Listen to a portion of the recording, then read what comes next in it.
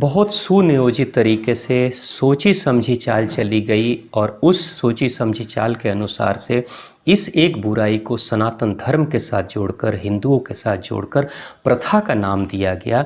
उसके लिए अगर किसी की ज़रूरत थी तो वो किसी हिंदू सनातनी की ही ज़रूरत थी और उसमें बहुत अच्छे नाम के रूप में राजा राम मोहन राय का आया था। अब राजा राम मोहन राय की भूमिका क्या थी, राजा राम मोहन राय कौन थे और क्या करते थे, उसे समझना सबसे ज़्यादा ज़रूरी है। राजा राम मोहन राय अंग्रेज़ों के ऑफिस में काम करने वाले एक मुंशी, यानी कि उन्हीं का एक ऑफिसर, लगातार 12 वर्षों तक काम किया, उससे भी ज़्यादा वर्षों तक काम किया।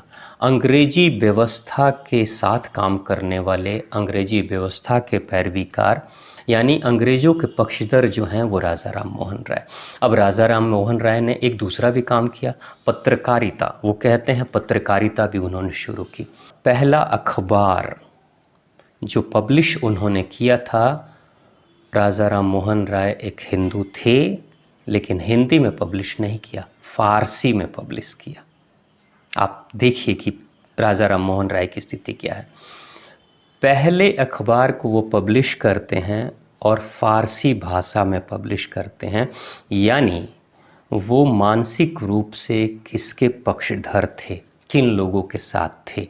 और मैं आपको नाम भी बता देता हूँ, भारत में पहला फारसी अखबार शुरू करने वाले राजा राम मोहन राय थे और उस अखबार का नाम था मीरात उल अखबार। यानी आप देखिए कि एक हिंदू एक हिंदी की भाषा में अखबार नहीं शुरू करता है, वो अखबार शुरू करता है फारसी भाषा में, यानी जो विदेशी हमलावरों की जो भाषा थी उसी भाषा में, क्योंकि शासन व्यवस्था उन्हीं की थी। या तो मुगलों की शासन व्यवस्था है या फिर अंग्रेज़ों की शासन व्यवस्था है।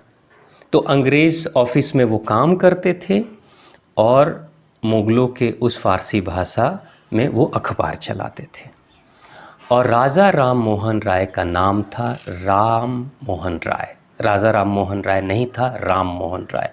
राजा नाम की उपाधि मुगलों ने उनको दी थी। कहते हैं अकबर ने राजा नाम की उपाधि उनको दी थी, तो वो राजा राम मोहन राय कहे जाने लगे।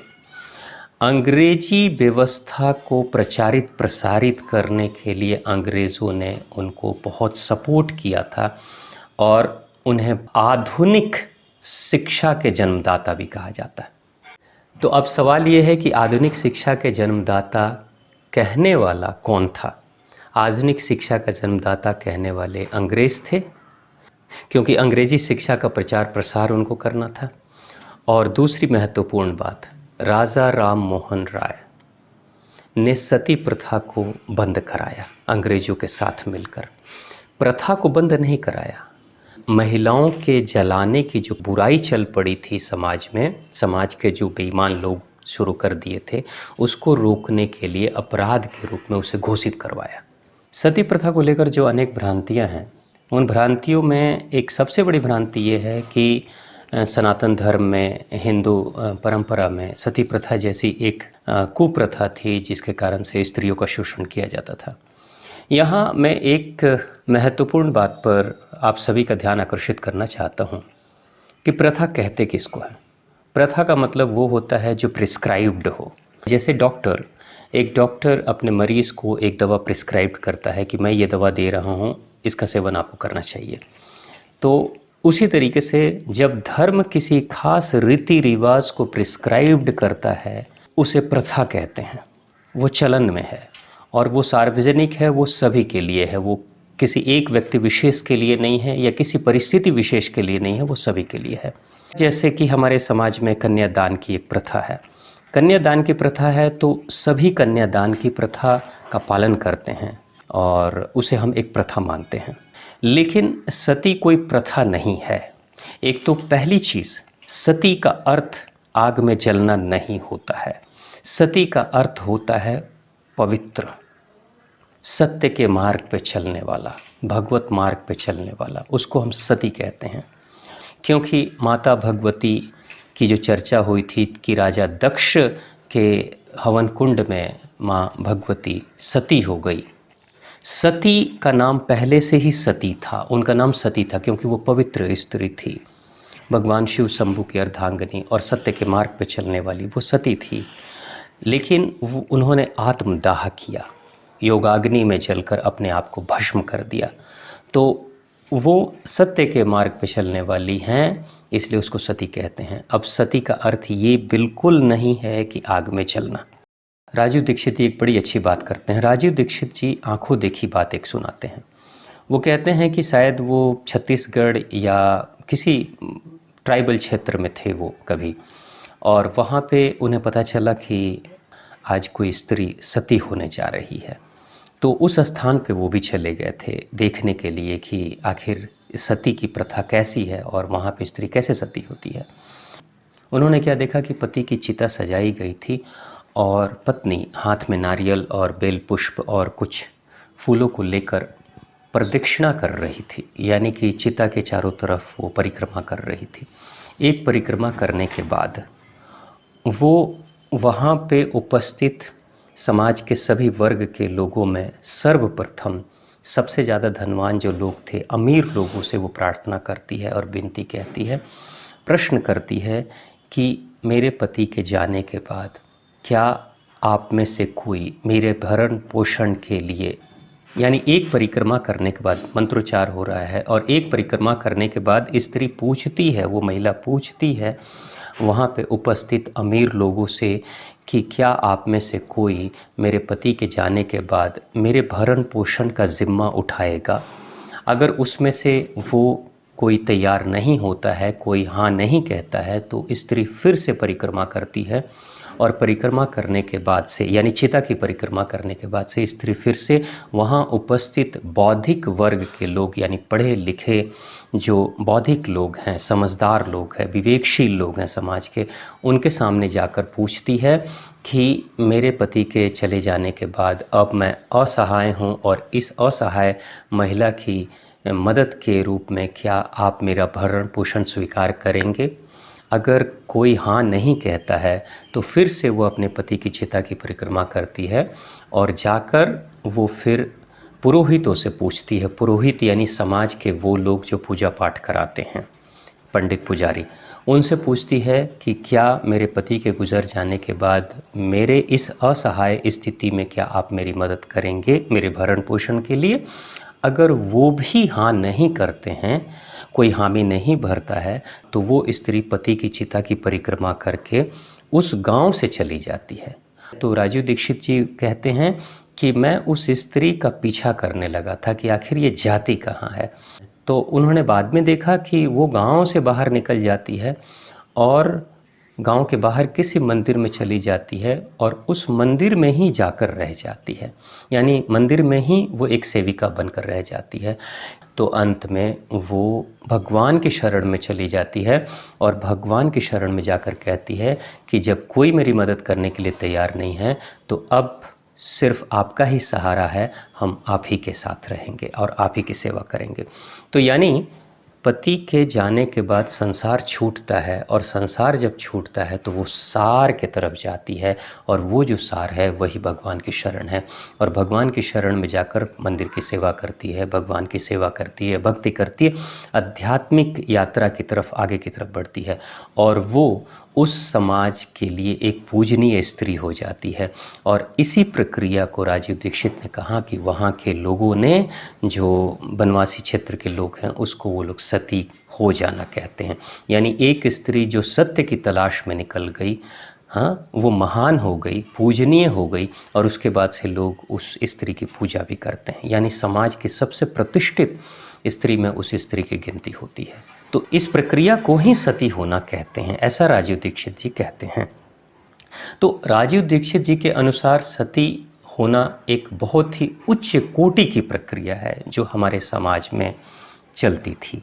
लेकिन उसको जब हमारे इतिहासकारों ने दूसरे तरीके से वर्णन किया कि नहीं, जोर ज़बरदस्ती से स्त्रियों को जला दिया जाता था, तो जलाने वाले लोग कौन थे? ऐसी कोई प्रथा नहीं थी। मैं फिर बोल रहा हूँ, ऐसी कोई प्रथा नहीं थी, लेकिन कुछ लालची किस्म के लोग उन्होंने ये देखा कि जैसे राजू दीक्षित जी कहते हैं कि एक स्त्री, असहाय स्त्री सबसे विनती करती है, प्रार्थना करती है, और जब समाज से कोई मदद उसको नहीं मिलती है तो भगवान की शरण में चली जाती है, और भगवान की शरण में जाकर मंदिर में रहती है तो पूरा समाज मिलकर उसकी मदद करता है, और समाज के सहयोग से, दान से उसका जीवन यापन चलता है, और वो सत्य की तलाश में और आध्यात्मिक ऊंचाई के लिए वो आगे की तरफ बढ़ती है, आध्यात्मिक साधना करती है।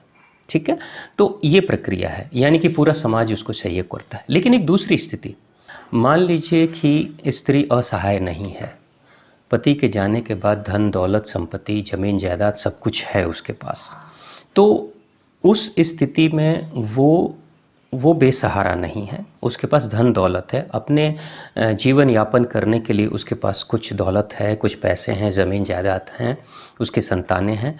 तो फिर वैसे स्थिति में वो स्त्री किसी से मदद की गुहार नहीं करेगी, वो रहेगी, क्योंकि उसके पास दौलत है, उसके पास संपत्ति है, उसके पास जायदाद है। लेकिन अब समाज के जो लालची किस्म के लोग थे, उन्होंने ये सोचा कि जैसे दूसरी जो रानियां हैं, राजकुमारियां हैं, या राजाओं के मरने के बाद से जो आत्मदाह कर लेती हैं, अगर ये भी आत्मदाह कर लेगी तो उसके बाद से इसके पीछे जो दौलत संपत्ति बच जाएगी उसका भोग हम करेंगे, वो यानी वो सारी दौलत मुझे मिल जाएगी। तो ऐसे लालची किस्म के लोगों ने ज़ोर ज़बरदस्ती करके भी स्त्रियों को मारने की कोशिश की है।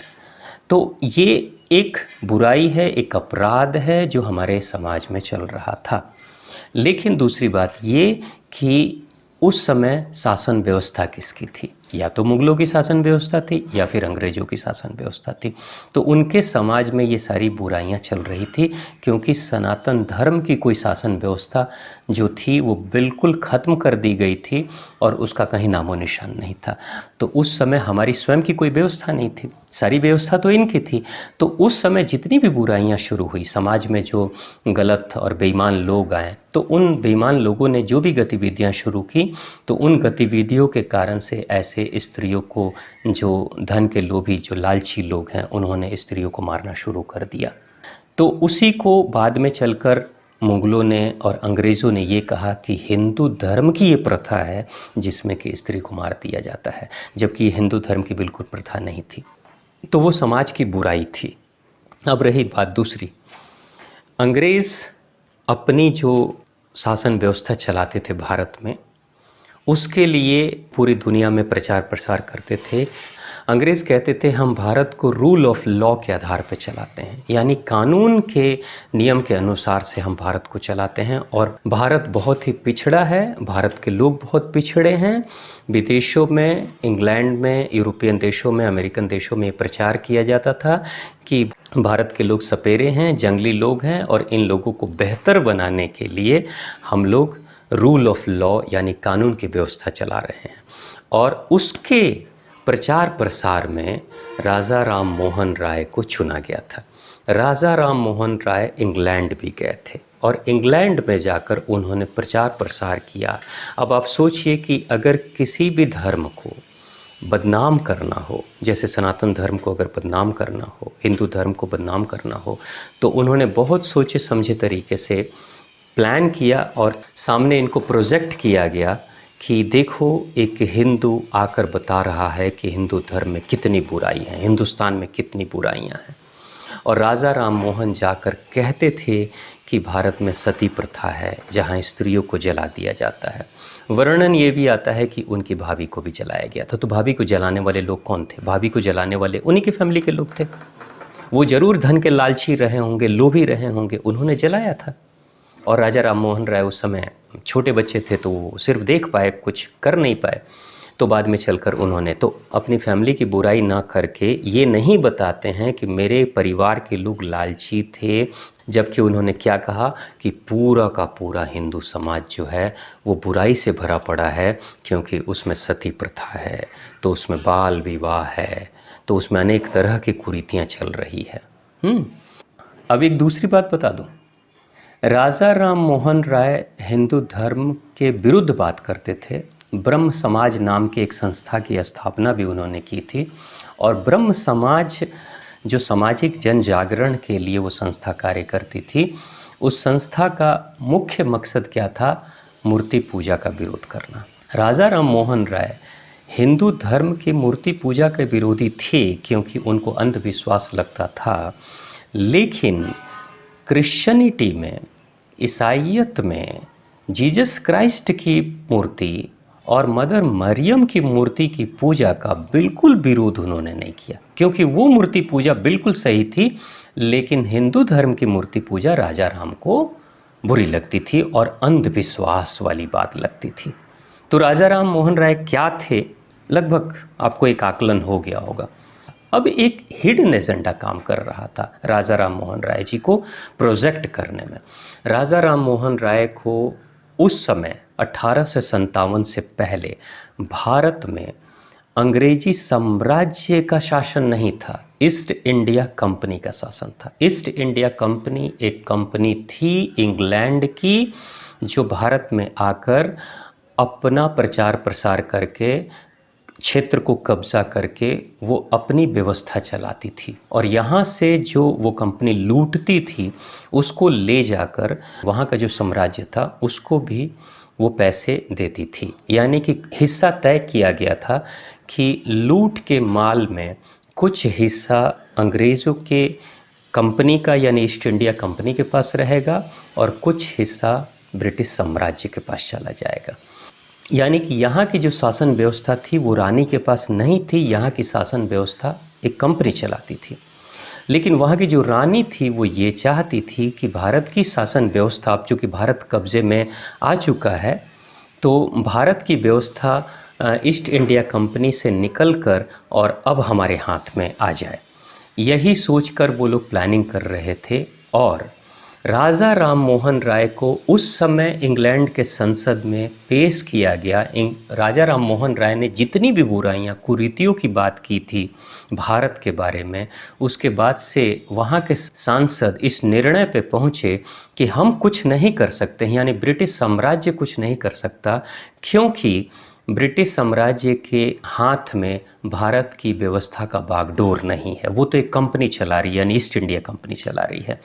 तो एक हिडन एजेंडा, एक गुप्त मानसिकता कार्य कर रही थी कि राजा राम मोहन राय आकर बताएं कि भारत की व्यवस्था ईस्ट इंडिया कंपनी से हटकर अब साम्राज्य के हाथ में चले आए। यानी ब्रिटिश साम्राज्य चाहती थी, रानी चाहती थी कि ईस्ट इंडिया कंपनी की शिकायत हो, विरोध हो, और उसके बाद से हम ये इल्ज़ाम लगाएं कि आप ठीक से व्यवस्था नहीं चला रहे हो भारत की, इसलिए आप छोड़ो और अब राज सत्ता यानी कि ब्रिटिश रानी, इंग्लैंड की जो रानी है, वो भारत को चलाएगी। और यही हुआ भी। तो इस काम को, यानी ईस्ट इंडिया कंपनी से बागडोर ब्रिटिश साम्राज्य के हाथ में आ जाए, उसके लिए राजा राम मोहन राय को प्रोजेक्ट किया गया। और राजा राम मोहन राय संसद में जाकर ये कहते हैं, और बाद में राजा राम मोहन राय तो 1833 के आसपास गुजर गए थे, लेकिन राजा राम मोहन राय के गुजरने के बाद भी लगभग 1857 के विद्रोह के बाद भारत की सत्ता ईस्ट इंडिया कंपनी से छीन ली गई थी, और उसके बाद से जो ब्रिटिश साम्राज्य यानी कि रानी, इंग्लैंड की जो रानी थी, वो भारत के शासन को चलाना शुरू कर दी थी। तो 2-3 मकसद थे जो राजा राम मोहन राय के द्वारा पूरे किए गए थे।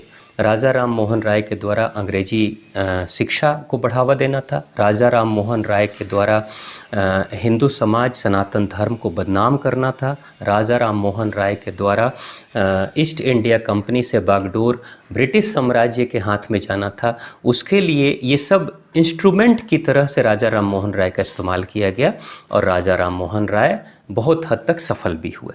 लेकिन भारत की किस्मत अच्छी थी, हम सनातन धर्म के लोगों की किस्मत अच्छी थी कि एक कार्य और सोच रहे थे राजा राम मोहन राय, लेकिन उससे पहले ही उनकी मृत्यु हो गई। वो कार्य ये था कि राजा राम मोहन राय इंग्लैंड जाने के बाद, बहुत बुराइयां करने के बाद, हिंदू धर्म के और हिंदू समाज के बारे में बहुत बुराई करने के बाद, मनसा ये थी उनकी कि वो अब अमेरिका जाना चाहते थे, और अमेरिका में जाकर कहना चाहते थे, बताना चाहते थे कि भारत में कितनी बुराइयां हैं। और भारत में बुराइयां हैं तो किसकी बुराई हैं? मुगलों की बुराई नहीं, क्योंकि वो फंडिंग उनकी जो थी, इंग्लैंड जाने की फंडिंग, वो अकबर के तरफ से मिली थी उनको। यानी कि आर्थिक रूप से मदद वो ले रहे थे मुग़लों से, और अंग्रेज़ों का सहयोग तो उनके पास था ही। तो वो एक ऐसे व्यक्ति थे कि वो हिंदू धर्म के थे, तो बहुत आसानी से हिंदू धर्म का चेहरा बनकर हिंदू धर्म की ही शिकायत कर रहे थे, सनातन धर्म की शिकायत कर रहे थे। और लोग बहुत प्रेम से सुनते थे और सभी यही कहते थे कि हिंदू धर्म में बहुत सारी बुराइयां हैं। भगवान की बड़ी कृपा हुई और राजा राम मोहन राय अमेरिका नहीं जा पाए। अगर राजा राम मोहन राय 1833 के आसपास में अगर अमेरिका चले गए होते, तो निश्चित तौर से स्वामी विवेकानंद के अमेरिका जाने से पहले, शिकागो धर्म सम्मेलन में जाने से पहले ही भारत को बदनाम कर चुके होते। लेकिन शरीर साथ नहीं देता है और फिर अंत में राजा राम मोहन राय की मृत्यु हो जाती है और वहीं उनका कब्र बन जाता है। तो उसके बाद से इंग्लैंड से लौटकर राजा राम मोहन राय नहीं आए थे। राजा राम मोहन राय की जो संस्था थी ब्रह्म समाज, उसके साथ स्वामी विवेकानंद नरेंद्र के रूप में भी जुड़े हुए थे। स्वामी विवेकानंद बनने से पहले नरेंद्र के रूप में वो जुड़े हुए थे। लेकिन नरेंद्र को, यानी स्वामी विवेकानंद को, राजा राम मोहन राय की बातें नहीं भाती थीं, उनकी सोच अच्छी नहीं लगी, तो उसके बाद उस ब्रह्म समाज को छोड़कर वो रामकृष्ण परमहंस की शरण में आते हैं। और रामकृष्ण परमहंस जब जो यथार्थ है, जो सच्चाई है सनातन धर्म की, वो बताते हैं, तो फिर बाद में चलकर हिंदू धर्म के धर्म प्रवर्तक बनकर वो पूरे विश्व में प्रचार वो करते हैं। तो राजा राम मोहन राय तो वो हैं जिन्होंने लगभग बहुत हद तक हमें बदनाम कर दिया था। लेकिन रामकृष्ण परमहंस के संपर्क में आकर स्वामी विवेकानंद ने हिंदू धर्म को स्थापित किया विश्व के स्तर पर, और अमेरिका जाकर स्थापित किया। तो ये कोई प्रथा नहीं थी, और जब प्रथा नहीं थी तो ख़त्म किसको किया? बुराई पे प्रतिबंध, यानी कि क्राइम हो रहा है, अपराध हो रहा है, उस अपराध को रोकने के लिए उन्होंने अंग्रेज़ों के साथ मिलकर उस अपराध को रोका। लेकिन अपराध भी रोक रहे हैं और साथ में हिंदू धर्म को भी बदनाम कर रहे हैं, है ना। तो आज के समय में जो बहुत युवा हैं वो बार बार ये कह रहे हैं कि नहीं, ये प्रथा थी, हमने देखा है। नेपाल के एक भाई हैं, वो कहते हैं कि नहीं, नेपाल में भी ऐसे ये चीज़ थी जिसमें कि स्त्रियों को ऐसे मारा जाता था। तो बात सही है, लेकिन ये हिंदू धर्म के कारण से नहीं किया जाता था, ये लोभी लालची लोगों के कारण से वो चाहते थे कि ख़त्म कर दो और पूरी दौलत हड़प लो, पूरी ज़मीन जायदाद हड़प लो। ये तो मीराबाई जी हैं, भगवान श्री कृष्ण की भक्त मीराबाई। तो मीराबाई भी जब अकेली हो गई थी और पति उनके गुजर गए थे, तो मीराबाई को भी ख़त्म करने के लिए राणा ने विष दिया था, और वो भी चाहता था कि इनकी जो दावेदारी है वो ख़त्म हो जाए और पूरी तरीके से। तो बाद में मीराबाई तो राजपाट और धन दौलत सब छोड़कर बैरागी हो गई थी। तो कोशिश तो उनके साथ भी हुई थी कि उनको मार दिया जाए, उनको ख़त्म कर दिया जाए। तो ये एक बुराई है समाज की जो थी, लेकिन उसको आप धर्म के साथ ना जोड़ें। तो इसलिए ये जो बात है, जहाँ तक रही बात की राजा राम मोहन राय का योगदान, तो वो योगदान किस लिए था? वो बहुत हद तक राजनीतिक स्वार्थों से प्रेरित योगदान था, और उसके लाभ राजा राम मोहन राय को मिले। राजा राम मोहन राय को राजा की उपाधि भी मिल गई, राजा राम मोहन राय को राय बहादुर की भी उपाधि मिली थी, और जितने भी सुख सुविधाएं उनको मिली थी वो सारा कुछ मिला उनको। तो उन सुविधाओं के एवज़ में उन्होंने हमारे हिंदू समाज को बड़ी अच्छे तरीके से उसके गौरव को धूमिल भी किया। लेकिन अब जो गलती हो गई है हमारे समाज में, इतिहास में, उसे हमें सुधारने की ज़रूरत है। तो उसे सुधारने के लिए अब हमारे पूर्वज तो आएंगे नहीं, तो हमें ही उस पर विचार करना होगा, जो सच्चाई है उसको सामने लाना होगा। तो इसलिए मैं एक बार पुनः आपसे कहता हूँ कि इस तरह की बुराई को प्रथा का नाम ना दें, क्योंकि ये प्रथा नहीं है।